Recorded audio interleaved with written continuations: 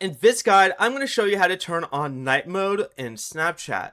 This is Miguel from JustBoz, and before we get into this guide, make sure to like the video and subscribe to the channel with all notifications on for more content like this. It really does help out the channel and we'd greatly appreciate it. If you have any questions, just ask them down in the comment section below. I'm going to be doing my best to reply to every single comment down there.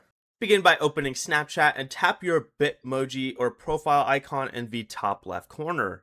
Next, tap the settings gear in the top right and scroll down until you see app appearance. Go ahead and tap on this.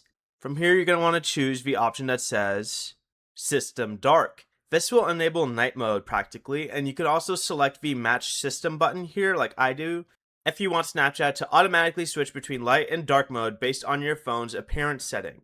To turn night mode off, you can return to the app appearance and select always light or system light right here. Before you leave, remember to like the video and subscribe to the channel with all notifications on for more content like this. It really does help out the channel and we'd greatly appreciate it. And if you did have any questions, just ask them down in the comment section below. I'm going to be doing my best to reply to every single comment down there. Peace.